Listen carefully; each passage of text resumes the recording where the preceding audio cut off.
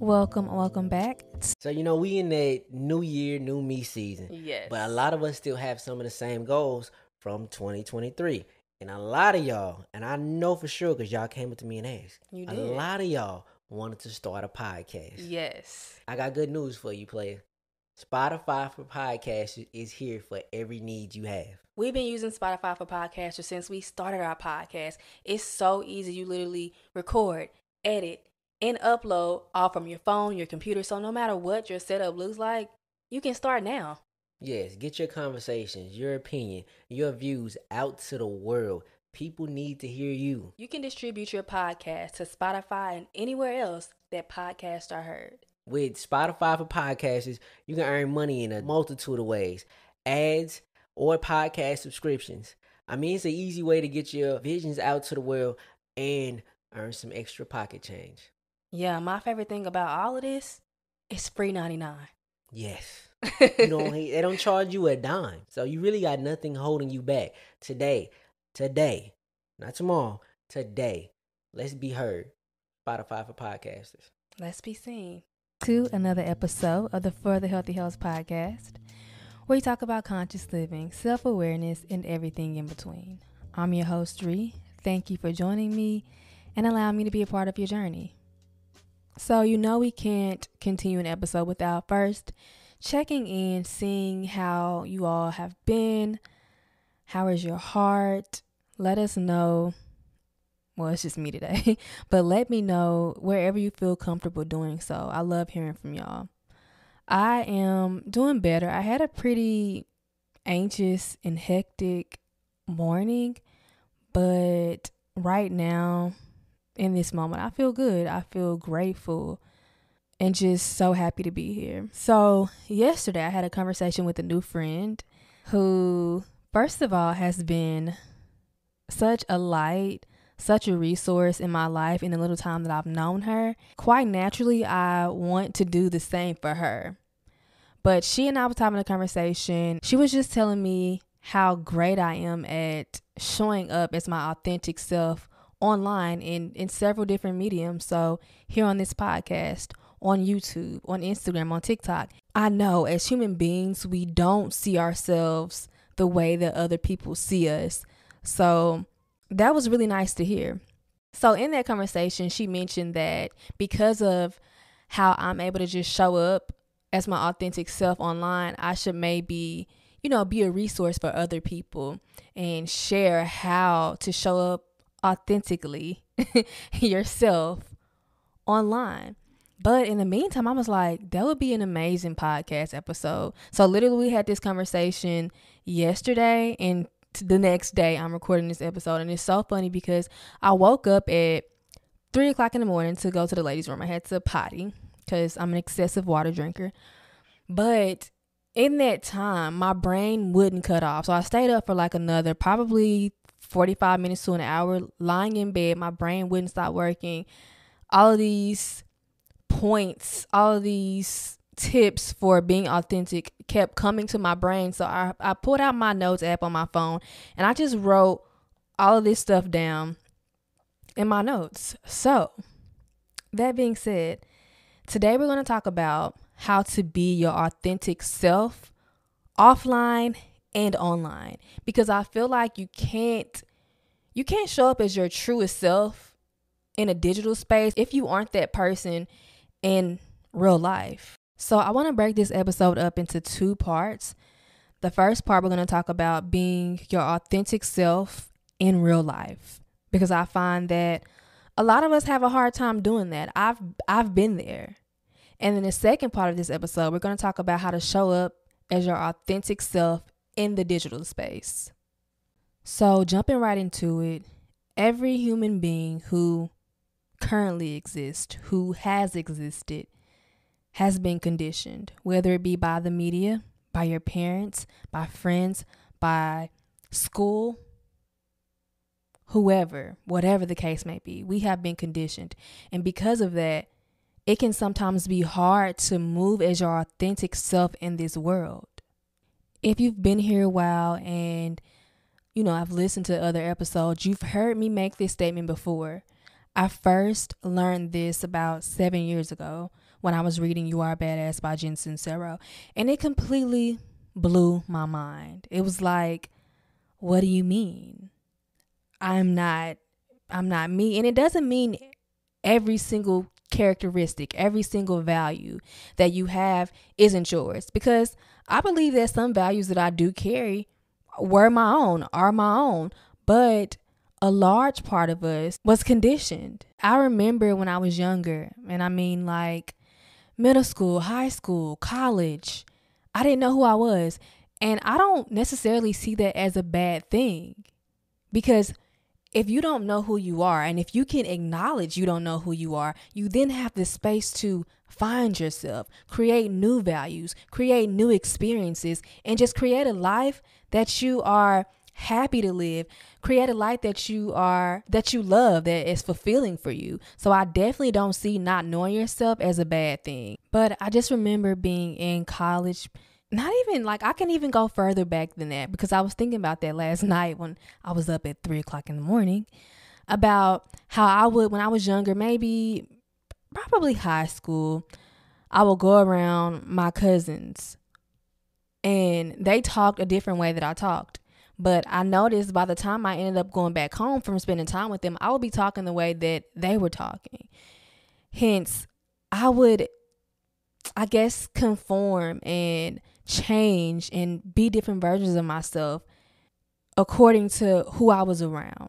And that can be confusing, not only for the people that are in your life, but for yourself, for your own identity, for your own sense of self. It can be super confusing. When I was a kid, or like even in high school, a lot of that time I kind of just went with the flow, or I adopted the narrative of what people thought I should have been.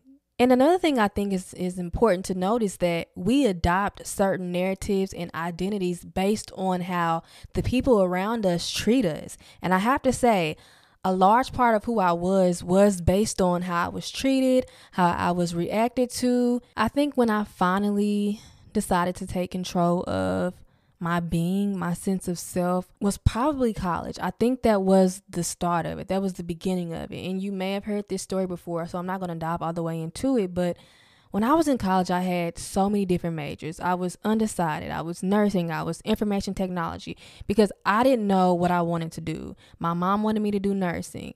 Okay. Then I was like, nah, this isn't going to work for me. I don't like it. And I remember specifically telling my mom, if I don't like something, I'm not going to succeed at it. I'm not going to be great at it.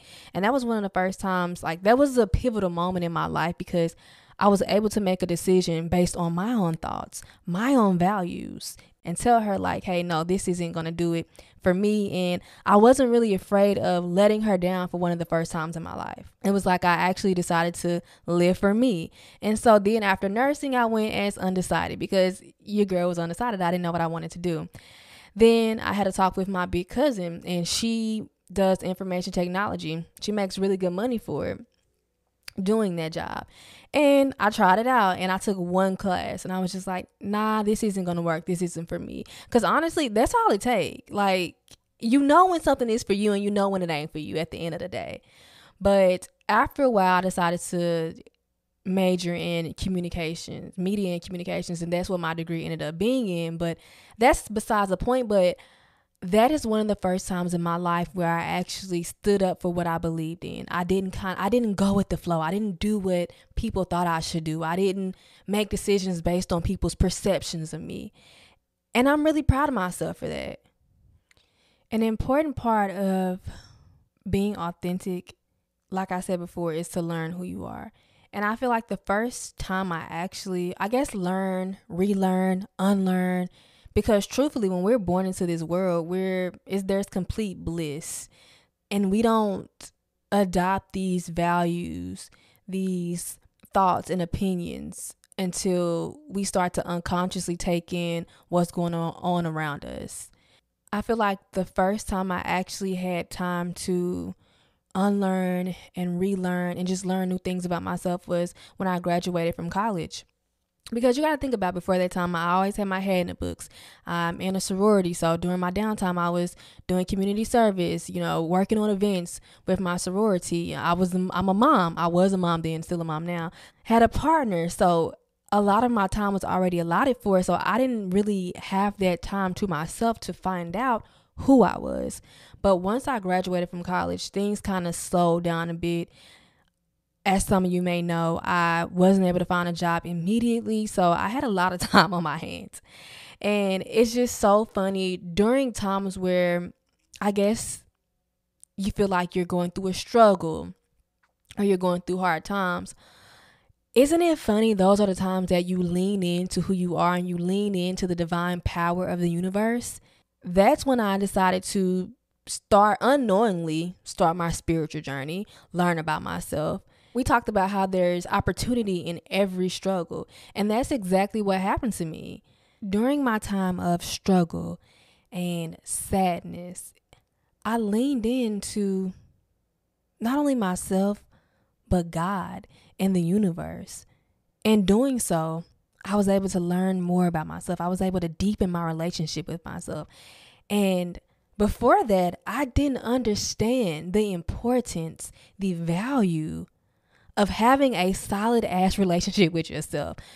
No one ever talked about that. Where I grew up, the people that I was around, nobody ever talked about your relationship with yourself. It was always your relationship with your mother, your relationship with your father, people outside of you. But during that time, I learned how important it is to know myself and actually develop a relationship with myself. And how do you do that? How do you develop a relationship with yourself? One big way for me, I feel like the most beneficial ways for all of us is to just spend time alone. Simple. Spend time alone. You've got to think about the fact that when you are with someone 24/7, you don't really have much time to hear your own thoughts.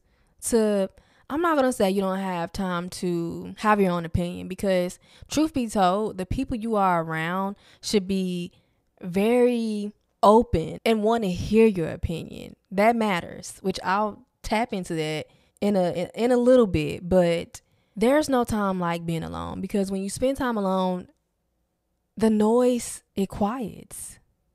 The noise is non-existent. And when the noise is non-existent, you get to hear yourself a little bit more. And honestly, I know being alone is a touchy subject for some, because a lot of us are already alone. A lot of us already live alone, You can be alone and not really be alone. Does that make sense? You can be alone and not really be alone. There can be social media, television. You can be on the phone, like so many things. So just because you're alone doesn't really mean you're alone. But when I say spend time alone, I mean really spend time alone. Spend time with yourself.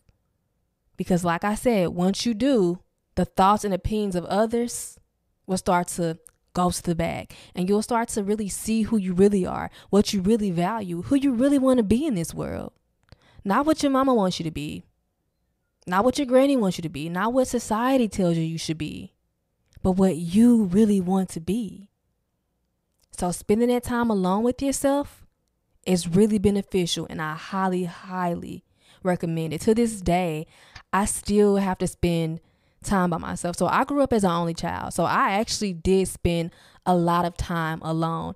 And it's so crazy because although I put on a mask around certain people, I think all alone, I really knew who I wanted to be. I knew deep down, deep inside who I wanted to be, because I spent that time alone. 12 years old, my mom worked a lot of hours. I was the only child. So I was spending time at home alone all by myself at that age.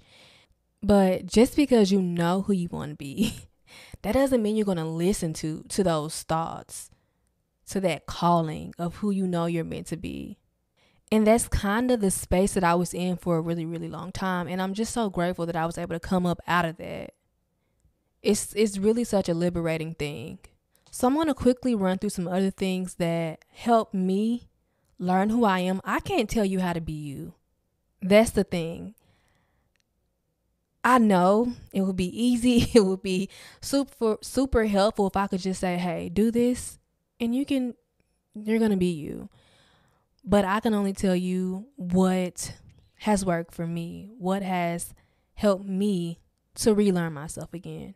like I said, I'm going to really quickly run through these things because 9 times out of 10, you probably have heard me mention all of these things before. These things are what I'm all about, what I'm always preaching and recommending everyone to do. Meditate. Yeah, I said it. I know you're tired of hearing it, but we can square up if you want to. Meditate. Meditation is such a beautiful thing, and I feel like it's one of those things that we all know we should probably be doing, but we don't necessarily do it. I've been there. There was a point in my life where I meditated just about every single day. As of lately, I don't necessarily meditate every single day. Probably 3 or 4 times a week. And it doesn't have to be anything like super intense. Literally 5 minutes. I actually highly recommend starting off really small, 2 minutes, 3 minutes, 4, and just working your way up, because meditation can be a tricky thing. When you sit down, there's going to be a lot of noise because you're usually ignoring this noise. But when you sit down, you have no choice but to hear this noise. And that's why I really like meditations that are not guided meditations. When you just sit down with yourself and nothing else. I really enjoy those because you have no choice but to hear those thoughts. But when you filter through those thoughts and you actually hear them out, you then make space for other things, for abundance, for love.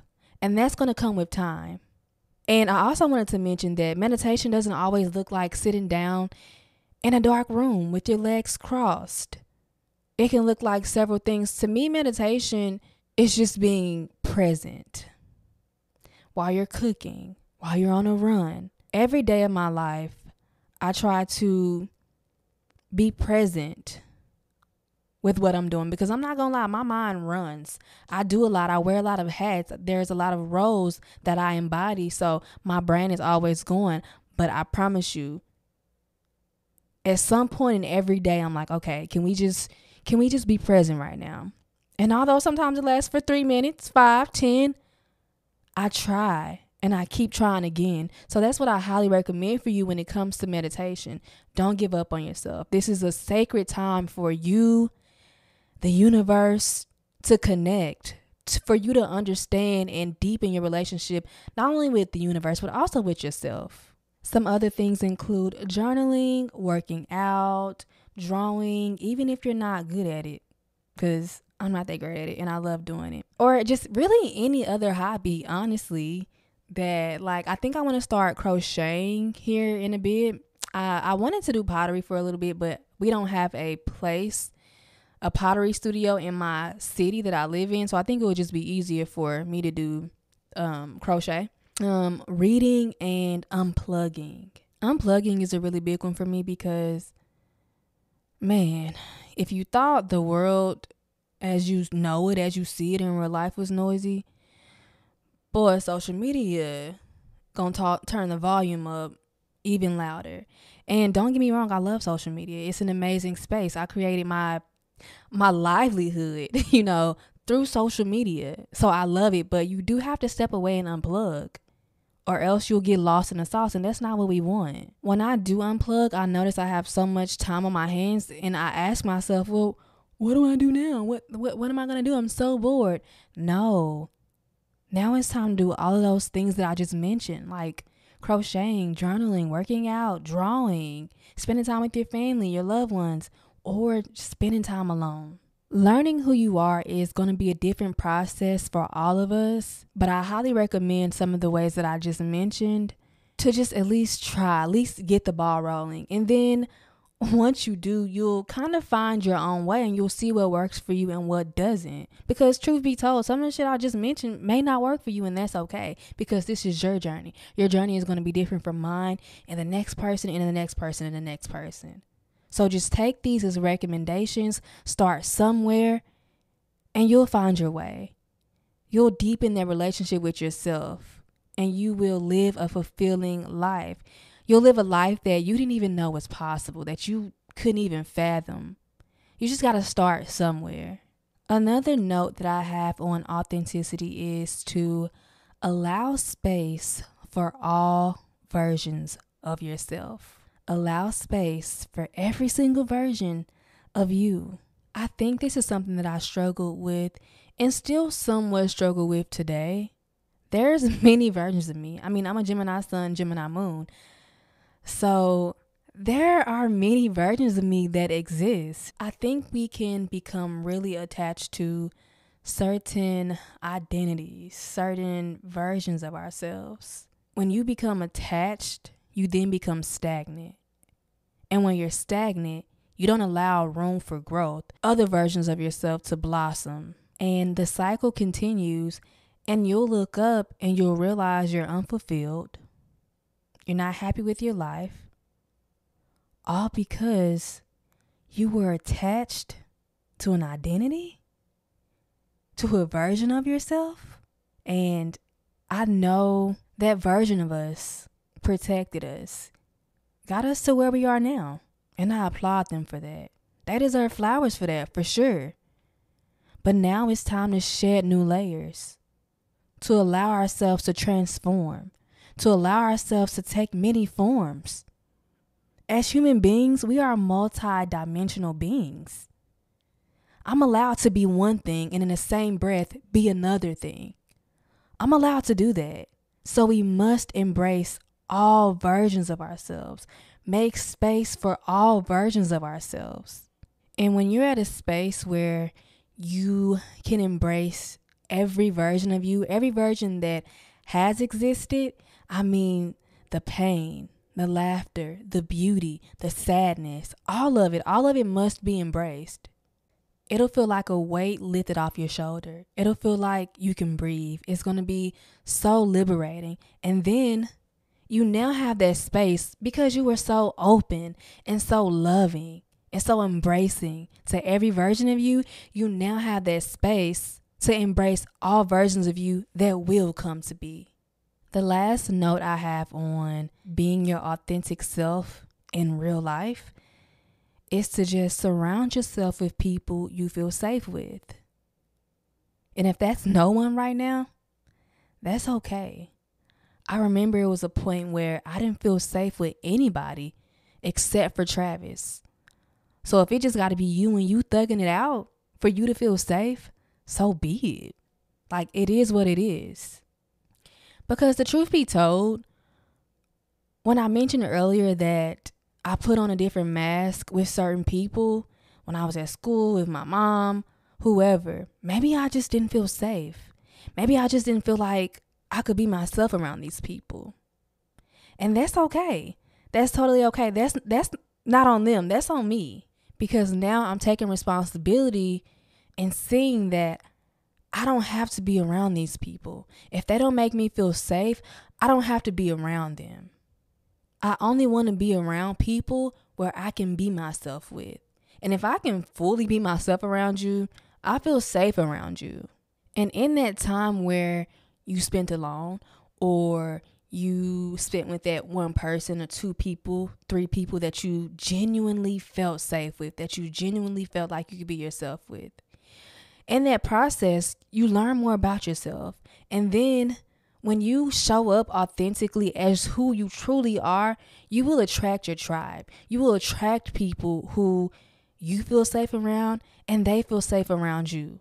So don't be messed up about your circle being small. My circle been small, and that's the way I like it. That's the way I prefer it. I don't play about my peace. I don't play about myself. Who is meant to be in my life will be in my life.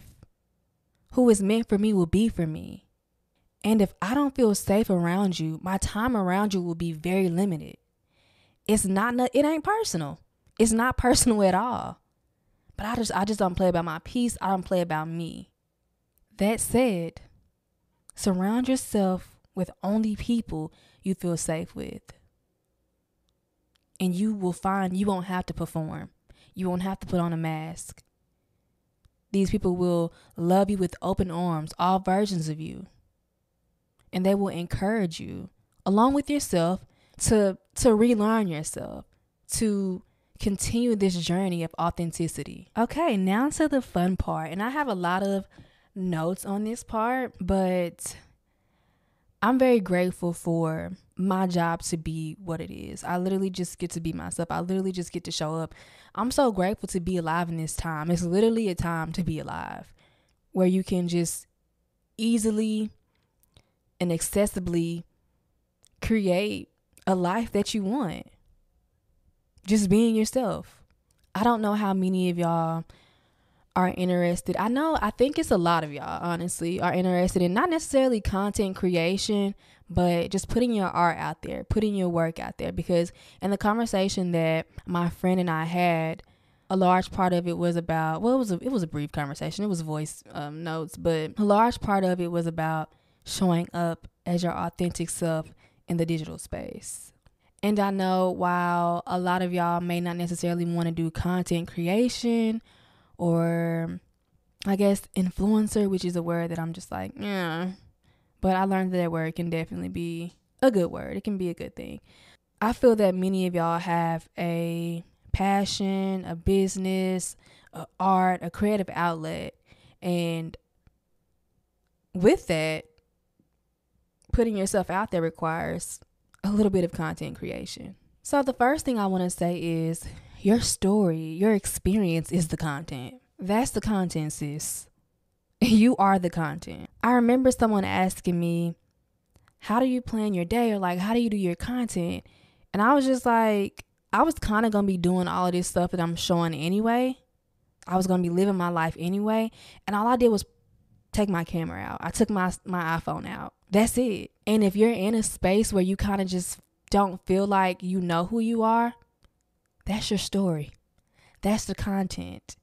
Your journey of finding yourself, finding your way back to who you truly are, that's your content. And I know sharing your story it's a really vulnerable space, but share as much as you feel comfortable sharing. Everyone doesn't have to know every single thing. Practice a little bit of discernment. I'm so grateful that I've adopted the gift, which I probably had all along, of sharing my story without oversharing. Because truth be told, everybody doesn't need to know everything. It's true. Everyone doesn't need to know all of your business, but you can share your story. You can share what you're going through as much as you feel comfortable sharing without oversharing. And it will relate to so many people. Relatability is another huge benefit of just simply sharing your story. You don't realize how many people may be going through what you're going through. There's been so many times where, we uploaded a podcast or I shared a post on Instagram and someone related to it. And if at least one person related to it, that makes you feel less alone. So there's so much power in sharing your story, not only for you, but also it will benefit other people. The next two things kind of go hand in hand, and that is letting go of perfection and understanding that everything you need is right in front of you. Everything you need is right in front of you. I think I struggled really, really bad with this in the beginning when I first kind of started my content creation journey in 2015. I feel like we all want the latest gear, the best iPhone, the best microphone. While we would love to have all those things, what's accessible to you right now? What's in front of you right now? What's at your reach right now? I guarantee you, if you look around, there's something that is resourceful that you can use to share your journey, to fulfill your craft, your art. Perfection is a big thing for me. It's something I have been overcoming, and I'm really proud of that. I have really deep roots in perfectionism because of the way that I was brought up and so many other factors. My need to be perfect has held me back so many times. So many times. Because essentially that's what perfectionism does. It just holds you back. It stops you from doing things because you want things to look a certain way. You want them to look how they look in your head, how you imagine they would be. And I really had to let go of that narrative. I had to let go of wanting to be perfect because from everything I've experienced with content creation and just life in general, it never turns out how you think it will turn out, whether it turned out better or it turned out worse. It's not going to turn out how you want it to turn out, or not how you want it to, but how you imagined it to turn out. So letting go of perfectionism was really It was a breakthrough for me. That's why, like, when y'all hear me talking in a podcast, y'all hear stutters, I keep it in there. I make a joke out of it. Like, that's what I gotta do. Or else I would be so stagnant. Like, I wouldn't even do this podcast at all if I was so hung up on perfection. Like, there would be no episode. There would be no podcast. Going back to everything you need being right in front of you. I know that can be difficult to believe, especially in the times that we live in and the space that we live in, specifically the digital space. We see what everybody else has. And it's just so funny when we looking at everybody else's life, the grass is so much greener over there. Like, y'all know what I mean. Like, the grass is so much greener on everybody else's Instagram feed. Everyone's life is so much better than yours. Oh, and now you need this. Now you need to have that too. Well, in order for you to do your podcast, you need this. In order for you to open up your business, you need this. In order for you to create content, now you need this. No, you don't. If you have breath, you got what you need. If you are listening to this podcast, more than likely, you have some kind of smartphone. In the times that we live in, that's truly all you need. Yeah, I'm using a microphone right now to record this podcast, but I could have recorded it on my phone. If we're talking about content creation, that's all I use is my iPhone. And you don't even have to have the latest and the greatest. You just need a smartphone. And like I said, 9 times out of 10, if you're listening to this podcast, you have a smartphone. Everything you need is right in front of you.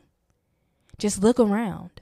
When you're in a lack mindset and you're, I don't have. No, you're not going to find the things you need around you. You won't. It's impossible because you've already conditioned your mind to believe that nothing you have is in front of you. But if you shift your mindset to everything I need is right in front of me, you'll start to notice the things that you didn't notice before. You'll notice the beauty in things.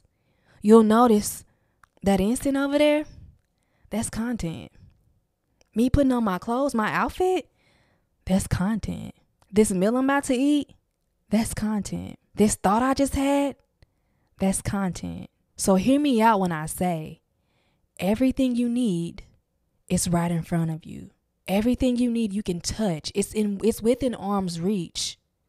You have all you need to create that content, to show up as yourself, to start that business. You have everything you need.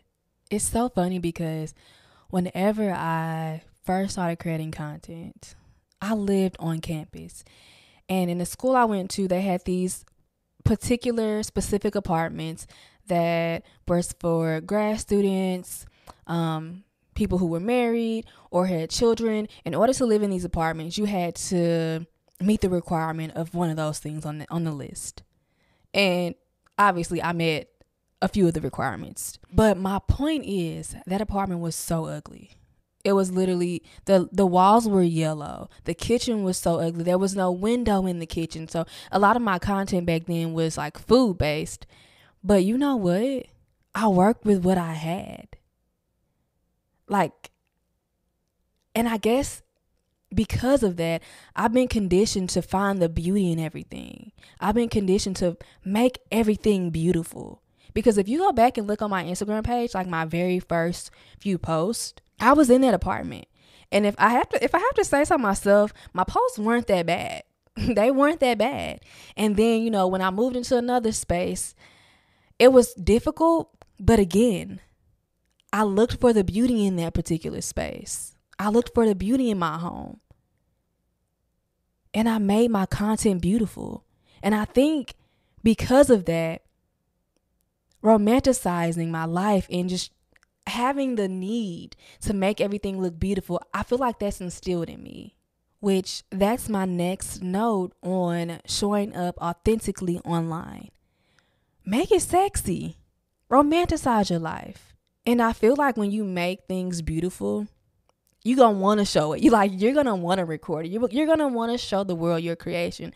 For example, if you cook a beautiful meal, make it look beautiful for you. Don't make it look beautiful for the sake of, oh, I got to post this, because then I think you'll get burnt out. Make it beautiful for you. Whenever I'm cooking a meal, whenever I'm doing anything, It's my intention. It's my purpose to make it look beautiful and romanticize it. And to be honest, like, life is a little bit more fun when you make things look beautiful, when you can find the beauty in everything. That's really a high vibrational feeling. When you're scrolling on Instagram or TikTok, wherever you like to scroll, and you see someone's life and you think it's so beautiful, their life is so much beautiful than mine. No. They just found a way to make that shit look sexy. They found a way to romanticize their life, to find the beauty in it. I'm telling you, all you need is a natural light source, a window. It ain't even got to be super sunny outside. You just need that natural light and a good angle. Work your angles. Zoom in, zoom out. See what looks best. You got to play with it a little bit. You know what I mean? And find ways to make it look beautiful. Find ways truly to make the same shit look beautiful, because truly that's what I do. The content that I post is the same but different. Every day when I do decide to create content, the days that I do decide to share my life and document my life, I'm sharing the same thing, but I'm just showing different ways to make it look beautiful. I'm sharing different ways to romanticize my life. Another quick note that I have is that you have to let go of the need to be perceived a certain way. People gonna perceive you how they want to perceive you. Like, what they think about you, first of all, it don't matter. But the pre-notion that they have about you in your head, like, they already have it. So it just takes a lot of energy to try to get people to see you in a certain light. Just show up as your authentic self, and they're going to talk anyway, whether it's good or bad. People are going to talk. You can't control the thoughts and the narrative that people have about you in their heads. Number one, like I said, it don't really matter. Number two, they're going to talk anyway, so you let them talk. Having the need to be perceived a certain way, it can have you, one, not even stepping into that new venture that you want to step into in the first place. And number two, it can have you unauthentic as fuck. Risking my authenticity in order to be perceived a certain way, that's not a risk that I'm willing to take. So let it be. I'm going to show up as who I truly am. And if you like it, cool. And if you don't, that's cool too. But at the end of the day, I was true to myself. So that's all that matters. So I have a few other things that I want to mention before this episode starts to drag out and I start talking in circles. But there is nobody else like you. You are one of one. Baby, ain't nobody doing it like you. Those are just the facts. So if you feel timid or shy or resistant because there's so many podcasts, there's so many people creating content on wellness, there's so many people doing this, who cares? That's fine. You're one of one. Ain't nobody gonna do it like you. Even if they tried. Even if someone tried to do it just like you're doing it, if they tried to imitate you, they won't be able to. Number one, they won't be able to. And number two, they won't even be able to keep up because they don't know what your next move is. They're not in your head. And that in itself is a big enough reason, especially if you being authentic, because the next person, if they doing what you doing, like imitation, ain't no way they being authentic. Ain't no way y'all are authentically creating the same exact content. So just keep that in mind. You're one of one. The world needs to hear your voice. The world needs to see and hear and feel the most authentic version of you. Be sure not to lose yourself through content creation or through whatever form of creativity that you want to explore through authenticity. There I go again. Through authenticity. I think sometimes we can forget why we started. But whenever you start to feel like that, just sometimes you got to step away. And by stepping away, you're really taking a few steps forward because you get to sit back and just remember why. What was the point of this? There's really just so much to see on social media, but always stay true to you. Don't get lost in the sauce. Always stay true to you. And if you can do that, you won't have any problems. Yeah, sometimes you may have to take a step back, because I felt burnt out. I felt like what I was doing wasn't enough. I feel like what I had to show wasn't enough. It wasn't as beautiful as the next person. But I had to take a step back and realize, why did I start this? Am I being authentic? Am I being my truest self? What's the point in this? Ask yourself those questions if you start to feel a little lost on your content creation journey. It'll do you really, really good. And my last note is to practice, practice, practice. Practice authenticity. Practice creating. Practice romanticizing and making everything beautiful. I think in the beginning of our creation journey, or whatever journey we're starting, our artistic journey, we're not as good as we thought it would be, or we're not as good as our inspiration is, as some of the people we follow and look up to on social media. But you know how they got that good, right? They kept going. They kept trying. I promise you, if you go back on my TikTok feed and look at some of the first videos I created, they aren't as good as some of the ones that you see today. I got there because I kept going. Even when I thought it wasn't good enough, I kept going because I let go of that perfectionism. I let it go. It didn't serve me. Keep going. Keep practicing. Even if you think you're not good enough, even if you think you don't have what you need, keep going. Keep practicing. Because you'll find that, and I found this, through my creative journey, I've learned so much about myself. Having a creative outlet in itself, it will teach you so much about yourself. So just keep practicing. Keep going. Even when you feel like it's not good enough. In order for it to get better, you gotta keep going. Like, that's the name of the game. That's math.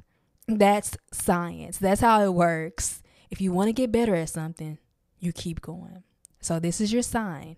No matter how ugly you think that video is, no matter how ugly you think that art piece is, no matter how ugly you think that poetry, that book sounds, keep going, because it can only get better. And on that note, I'm going to end out this episode right here. Please let me know if you enjoyed it. Let me know if I missed anything, because honestly, this is a topic that I love talking about, and I could go on and on and on about, but I didn't want to talk y'all ears off. So if there's anything that I missed, any questions that you have for me, please reach out, DM me. Y'all know I'm really good with responding to my DMs. Even if it's not right away, I'm really good with getting back to y'all and just communicating and engaging with y'all. So if you have any questions about anything that I mentioned today, please reach out, because I'm open to be a resource for those who need it. And on that note, thank you so much for being here, for allowing me into your space. Remember, stay authentic. Be yourself. Authenticity always wins. Always. I'm sending you so much peace, so much abundance, and every single thing you need in this moment. Bye. Mwah. Also, shout out to my friend for inspiring me to do this episode. Love you.